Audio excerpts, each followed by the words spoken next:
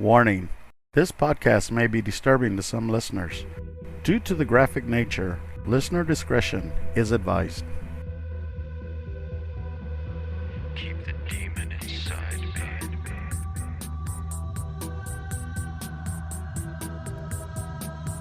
Keep the demon inside me.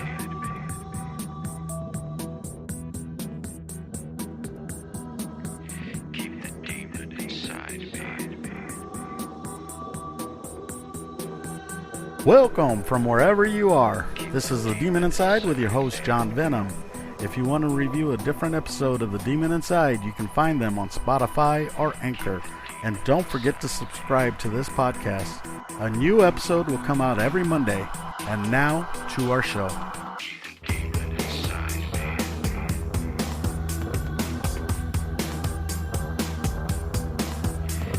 me. We'll be right back after these messages from our sponsors.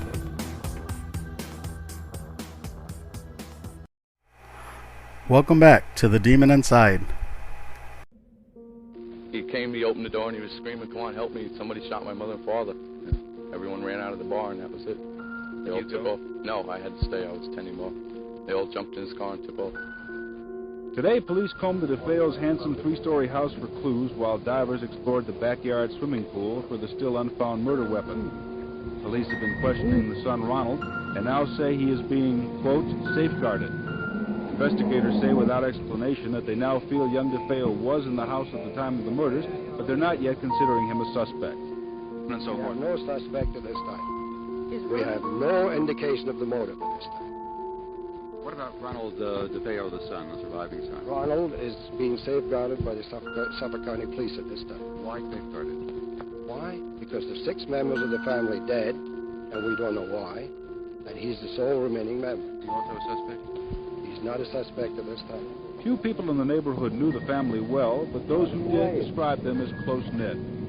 I think they were just very sweet, very religious people, very family-minded people. And that's about all I can say. Very good, very generous, this type. You're very close with their children. There's one element in the usual mass murder story which seems to be missing from this case. There's no sense of fear in this community. No feeling of a mass murderer on the loose. People we talked to seem to feel that whatever was the motive for this crime, it had something to do with the family. It's not something that's going to return to bother anyone else. In Amityville, Long Island, Phil Barno, News Center 4. Hello, my Demon Insiders, and welcome back to the show. Today, I have a little special show for you. Today, we're going to be talking about the Amityville murders. Now, this is going to be a little different than what I'm used to doing, because usually what I end up doing is talking about the person, talking about the symptoms, and then getting to the conclusion of what happened. With this one, it is the demon inside, but since there's been so many books, movies, podcasts, I was trying to figure out what would be different for you. So I decided I'm going to do a little bit of investigation on this, if you'll permit me. And of course, with the demon inside, you know my investigation, where it's going. So, around 6:30 p.m. on November 13th, 1974, 23-year-old DeFeo, or Butch, which we'll start calling him Butch to save from confusion, Butch entered Henry's Bar in Amityville, Long Island, and declared, "You got to help me. I think my mother and father are shot." So this is the first for me, because most people don't know if somebody's been shot, stabbed, beaten. You know, most people just see blood and they freak and just say, "My family's hurt, my family's dead," or whatever. DeFeo, Butch, and a small group of people went to 112 Ocean Avenue, which was located near the bar, and found that DeFeo's parents, Butch's parents, were dead inside the house. So a lot of people have been asking the question of why would he go to the bar instead of going to the police department, or calling the police. Well, you got to remember, this is 1974. There were no cell phones, there were no pagers, there was really no way to contact anybody but through a landline. And if this guy was freaked out enough, he could have ran to his neighbors, he could have ran down the street, he could have gone to somebody else's house. But for him to go to the bar is either that he was comfortable with that, or he wanted people to go in and maybe mess up the crime scene. Because there was a lot of drunk people that were at the bar that went into the house. So, one of the group, Butch's friend, Joe Yoswit, made an emergency call to the Suffolk County Police Department. So, Butch did not make the call. It was his friend, Joe Yoswit. They searched the house and found that 6 members of the family were dead in their beds. So the way I heard it was that when the friends got there, they went into the first bedroom and saw that his parents were dead. They came out and they were talking to Butch, and Butch says, the rest of my family, I think, is still in there. So I don't think anybody went back in. They called the police. The police got there. The police went up and saw that the father and the mother were dead. And they came back out, and Butch says, is my whole family dead? And they said, what are you talking about? And he goes, my sisters and my brothers are still in there. So they went back in, and this is when they actually found everybody that was deceased. So the names of the deceased was Ronald Sr., Luis DeFeo, which was his mother, Dawn, who was 18, his sister, Allison, who was 13, another sister, Mark, 12, who was his brother, and John Matthew, 9. So all of the victims had been shot with a .35 caliber lever-action Marlin 336C rifle. So this is very important of what rifle was used. And around 3 o'clock in the morning of that day, that's when the bodies were deceased. The DeFeo parents had both been shot twice, while the children all were shot one time. So here's the other thing, is that at the beginning of this, everybody thought that the rifle was the only weapon used. So here we go with years later, people are starting to say that Luis DeFeo was actually shot with the Marlin rifle, but also with the .38 Special. There's actually been a show about it, and these other podcasters and interviewers and things like that. So they've been making a big deal saying that in order for Butch to have gone around and killed his whole family, he would have needed help. So being that there was a second weapon proves that there was somebody else there in the house. But I have a theory about this, and that's what we're going to get into here in a minute.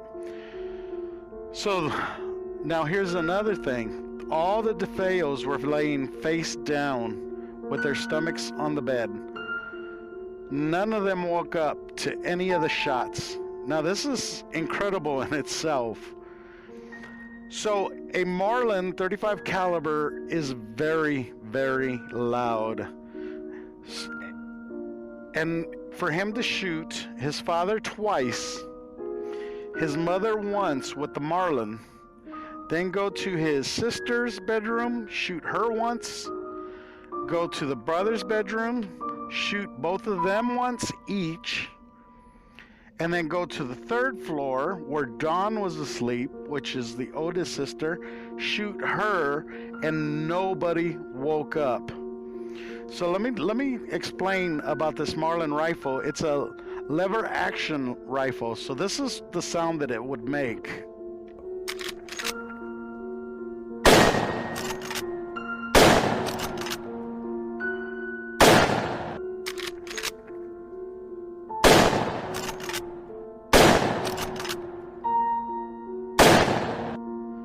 Now we're talking about this action rifle clicking, shooting. So imagine that hitting the dad twice. Click, click, boom. Click, click, boom. Hitting the mom once. Click, click, boom. You would have thought that by the time he levered the bullets into the chamber, the mother would have heard and tried to get up. So now they're saying that she might have woken up, but he was fast on the draw. Shot her once. Then he goes to the kids' bedrooms, shoots the little sister and the two brothers, and none of them were awake at the time. None of them. People didn't even hear the Marlin rifle shooting around the neighborhood. All they heard was the dog barking. So how is that possible? There was no silencer on the weapon. There was no way he could lower the volume. So he goes and shoots both sisters in the face, shoots both brothers in the back, shoots his dad twice in the back, and shoots his mother once in the back. Now, let me go back to that 38. The way I see it is he went, shot everybody, came back down the stairs, and back down the stairs, you have a clear shot of looking into the bedroom of where his parents were. And I think he thought that in the dark, maybe she was still alive, maybe she had moved, or maybe it was something. So he took out the 38 and shot her from his holster, which would later be found along with the Marlin rifle in a down at the end of the pier in the water. So here's another thing. It took him 15 minutes to finish killing everybody. 15 minutes. That's a long time. 15. Nobody got up. Nobody ran for help. Nobody was screaming. Nobody heard anything. The neighbors didn't hear anything. So how is that possible?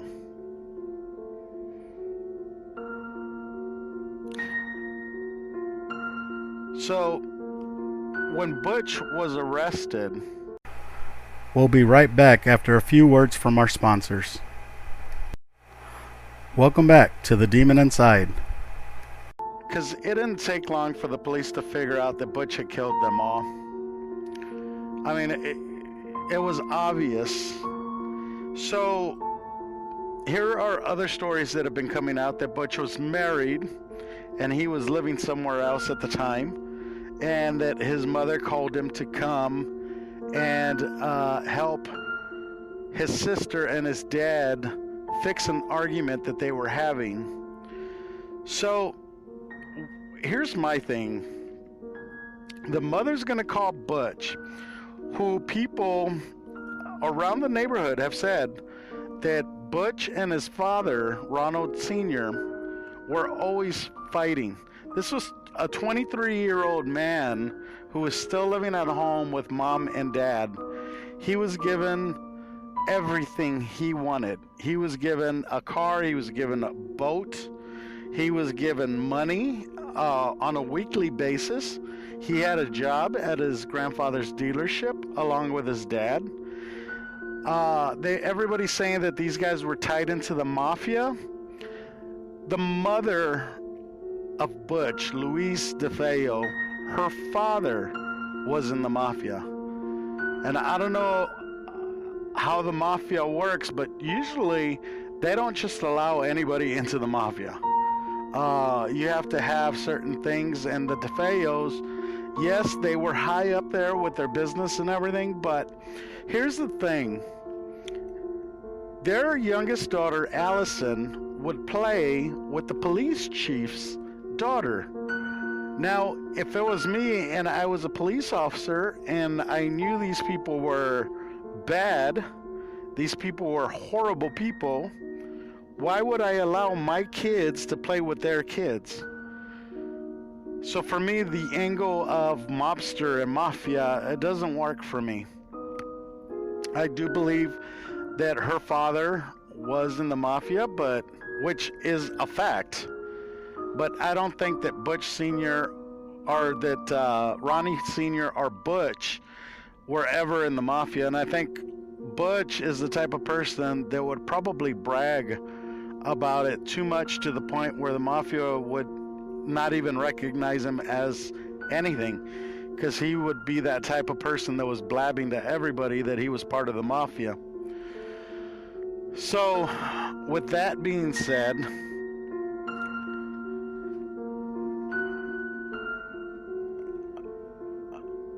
Butch decided to blame Louis Fellini, who's a mobster hitman.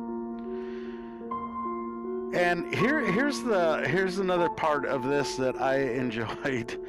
Everybody was saying that this might have been, like I said, a mob hit. Now, for a mob hit that happens, they would have needed, and mind you, if this was a mob hit and nobody got up out of their bed and everybody was asleep, face down, you would have needed about 6 people at least. And everybody would have had to fire at the same time with a Marlin rifle. With the same Marlin rifle. So that's gone. You would have needed people to hold them down while they shot at them. That's not the case. None of the people woke up. So, because of that, and because Louis Fellini had an alibi, they started thinking, well, maybe he drugged everybody. He did not drug anybody, because they did an autopsy and they ran for the drugs, and there was nothing in their system. They even ran their organs, which was going even a little bit further than they usually did, and there was nothing in the organs to say that they were drugged in any way. So, give it that Butch came out and said that it was a mob hit, which the police believed at first, because they actually put him in hiding because they didn't want anybody to try to take him out. Then he said it was Fellini, who actually was on a trip away and he had an alibi. And this is what I'm thinking, that the grandfather, which was Luis's dad, who was actually in the mafia, called Fellini and said, hey, you need to get down here, because Fellini actually went to the police station on his own and I guess cut whatever trip he was on short so that he could come and clear his name on it. So when that happened, Butch had no other way to get out of it. So Butch, at that time, now here's where people vary, okay?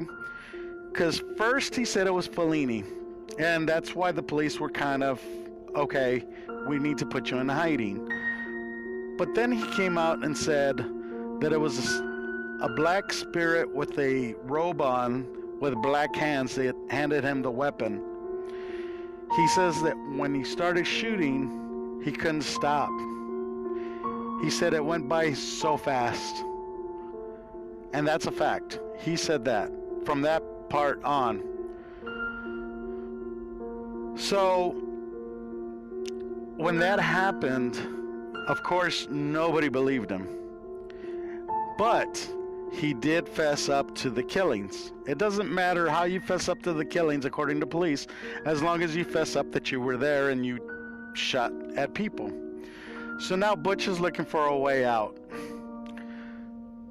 Of course, he blames his sister, Dawn, who said that Dawn had killed his family. Actually, first he said his mom killed the family, and he killed his mom in self-defense. Then he said his sister, Dawn, killed the family. Then he said that he and Dawn were having an argument, and that he went and got the gun, the rifle, and told her, go ahead, kill them, and that she was like, what am I supposed to do with this? He said, you just, go do what you got to do. And then he says that he got upset that she wouldn't do it, and he went and shot his father and his mother, and then he gave her the gun, and he was like, there, it's done. You're free of them. We're free of them. And then he left. And he said, don't do anything. Don't touch anything. But this is Butch's way of trying to hide the fact that he killed children, especially in prison, because people don't take lightly to that. And for the forensic evidence and everything, there is really no evidence that Don had any kind of anything to do with this. They said that there was unspent powder from the gun. But, I mean, that's possible with anything. You fire a gun, not every little bit of residue is going to be spent. It's kind of like when you pop fireworks. Sometimes, the string of fireworks starts popping and you get a couple that didn't pop. So I'm not saying that the bullets didn't pop, but what I am saying is that some of the powder doesn't burn because it ejects so fast. So it could have ejected onto her nightgown, but she was in bed the whole time and shot in the face, and they don't believe that she was awake at the time either. So, with all this being said, and I know that I'm getting close to running out of time, and trust me, I will do an Amityville horror, but this is the Amityville murders, and I want to touch on Butch DeFeo, who I do believe was possessed, because at that time, at night, now here's the other thing that goes into this, he was doing heroin. How are you going to go with accuracy and shoot everybody in your family accurately with one shot each, with the exception of the father and the mother, and kill them? He even said that when he killed his brother, Mark, who was actually in a wheelchair because he was in a football game and he got hurt, Mark would never lay on his stomach because the injury was so bad he couldn't get comfortable. So he was face up. But when he shot him, he was face down. So what could have possibly done that? For me, demons, they actually positioned them face down and drained them of energy. It could take one or two demons. It's no big deal for them. It's the house itself. So I think as these people went to sleep, they maneuvered these people over, laid them down to sleep, sucked their energy out so they couldn't wake up or hear anything, and then Butch, along with this dark entity, went from room to room shooting his whole family. Because on heroin, there is no way he could have shot that accurate. I mean, he might have got lucky once or twice, but we're talking about 6 people, and there is no way in hell.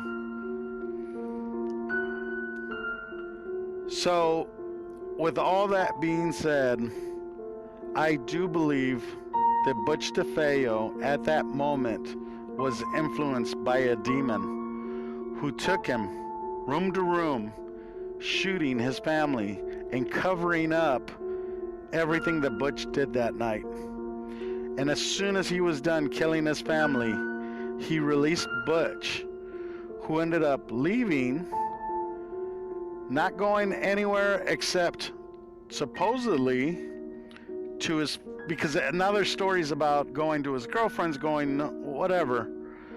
He went to his work, which he was there at 6 a.m, which was a surprise to his granddad because he had never shown up early a day in his life, and he was asleep in the car, worked all day, went to the bar, stayed there a little bit, went home, came back to the bar, and that's when he told everybody that they were dead.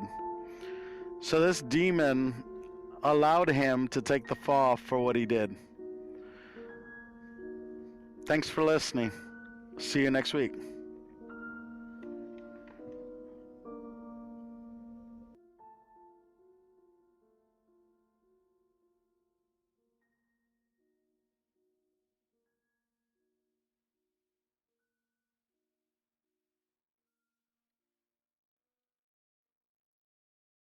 Don't forget to subscribe to The Demon Inside on Spotify, Anchor, or any other podcast directory, or through our website, anchor.fm/The Demon Inside. A new episode of The Demon Inside comes out each Monday. Let us know what you think and join the conversation on our Demon Inside Facebook page and on Instagram. We thank you for listening and hope you'll join me next Monday for a new Demon Inside. If you enjoyed this episode, tell your friends. I'm John Venom. We'll see you next time, if I don't get possessed. The Demon Inside was created and written by James Porter. It's a production of Venomous Entertainment. Theme music, Demon Inside, is on the album Conjure One by Reese Fulber. Background music was created by Lucas King.